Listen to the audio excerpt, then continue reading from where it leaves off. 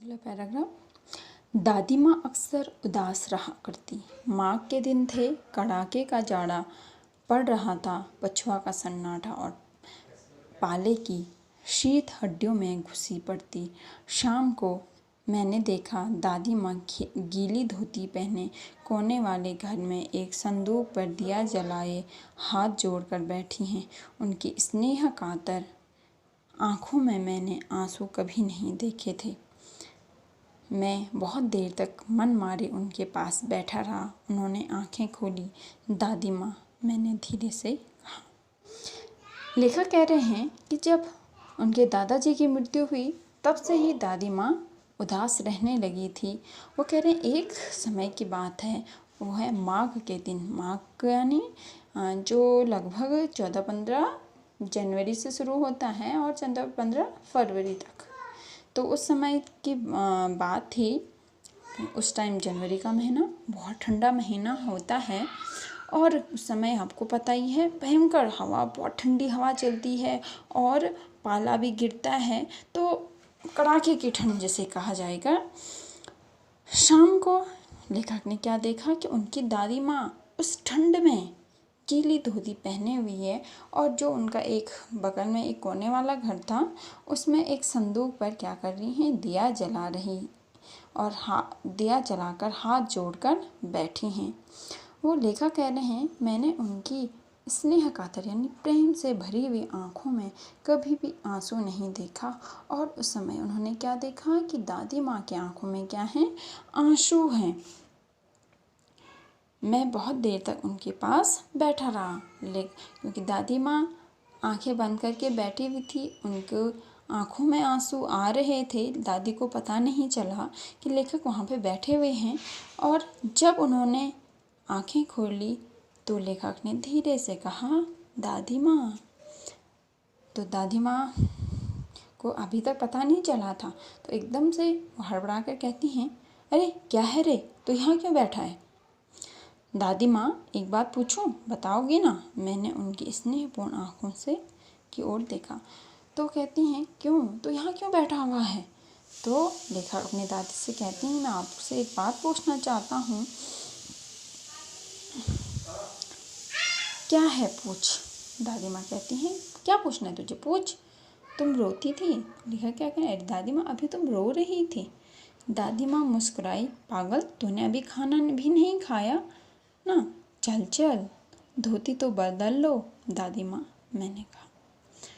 जब लेखक ने पूछा कि अरे दादी माँ आप रो रही थी, दादी ने माँ ने मुस्कुराकर उस बात का जवाब नहीं दिया और बात को पलट करके कहा, बात बदल दी और कहा, अरे पागल, तूने तो अभी खाना भी नहीं खाया, चल मैं तुझे खाना खिलाती हूँ। तो लेखक कह देते हैं कि आप धोती तो बदलो पहले। वो कहता है, अरे बेटा मुझे क्या सर्दी गर्मी नहीं लगती, मुझे ठंडा गर्म कुछ नहीं लगता। और वे मुझे खींचते हुए कहाँ ले गई, रसोई में ले गई, किचन में ले गई। सुबह मैंने देखा चारपाई पर बैठे पिताजी और किशन भैया मन मारे कुछ सोच रहे हैं। दूसरा चारा ही क्या है, बाबू बोले, रुपया कोई देता नहीं, कितने के तो अभी पिछले भी बाकी हैं, वे रोने रोने से होंगे। अब लेखक कह रहे हैं कि एक दिन उन्होंने सुबह देखा कि चारपाई में उनके पिताजी और उनके बड़े भैया आपस में बात कर रहे हैं। वो कह रहे हैं दूसरा चारा ही क्या है, मतलब वो दूसरा उपाय क्या है। वो अपनी आर्थिक स्थिति के बारे में बात कर रहे हैं। वो कह रहे हैं कि क्योंकि अभी हमारे पास बहुतों का उधार बाकी है हम पे और कोई भी रुपया देने को तैयार नहीं है। तो वो बहुत उदास हो गई, उनकी रोने की जैसे उनका मुंह हो गया। तो दादी माँ अपने बेटे का माथा सहलाते हुए कहती हैं, अरे रोता क्यों है रे? मैं तो अभी हूँ ही। वो कहती हैं कि मैं हूँ ना, तो क्यों रो रहा है? अभी जब तक मैं हूँ तो तुझे किसी भी परेशानी में पड़ने नहीं दूंगी। उन्होंने संदूक खोलकर एक चमकती सी चीज़ निकाली। तेरे दादा ने यह कंगन मुझे इसी दिन के लिए पहनाया था, उनका गला भराया, मैंने इसे पहना नहीं, इसे सहेज कर रखती आई हूँ। यह उनके वंश की निशानी है। उन्होंने आंसू पोंछकर कहा, पुराने लोग आगा पीछा सब सोच लेते थे। तो वो कहते हैं, लेखा के बड़े भाई को कहते हैं, अरे तू रोता क्यों है, अभी क्या मैं हूँ। तो उन्होंने माथा सहलाया और उन्होंने अपना संदूक खोला, उसमें एक चमकती सी चीज़ निकाली और क्या कहा, वो चीज़ क्या थी, एक सोने का कंगन था। तो वो कहते हैं, तेरे दादा ने यह कंगन मुझे इसी दिन के लिए पहनाया था। यानी कि वो कहते हैं, तेरे दादा ने ये कंगन मुझे पहनाया था। और क्यों पहनाया था कि कभी भी आर्थिक स्थिति खराब आए हुए तो इससे हम संभल सकते हैं। वो कहते हैं, मैं इसे क्या हमेशा संभाल कर ही रखती आई हूँ और यह मैंने कभी पहना नहीं।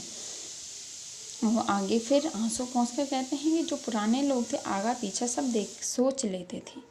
आगा पीछा मतलब आने वाला समय भी, ये भविष्य के बारे में ही मैं भी सोच कर रख लेते थे।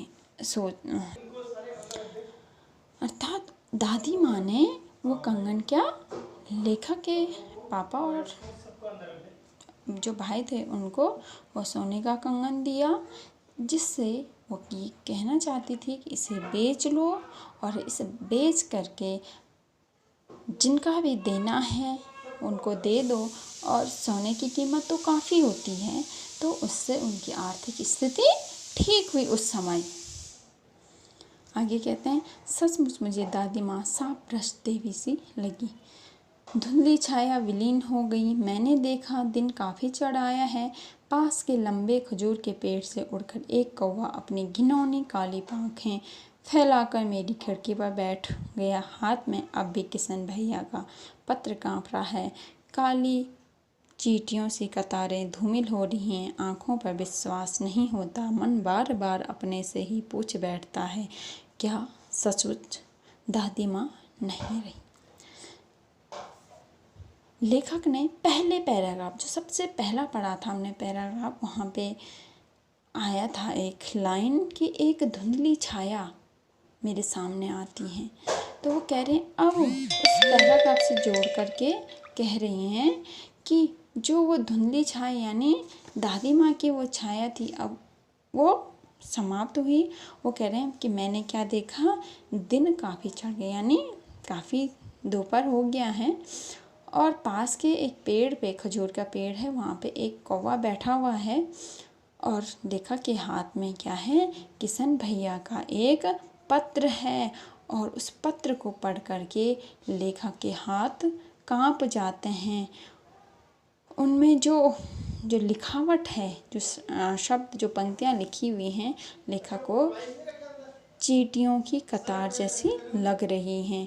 यानी कि उस पत्र में किशन भैया ने यह बताया कि लेखक की दादी अब इस दुनिया में नहीं रही, उनकी मृत्यु हो गई। तो वो कह रहे हैं, लेखक कह रहे हैं, मुझे अभी भी विश्वास नहीं होता कि क्या सचमुच दादी माँ नहीं रही।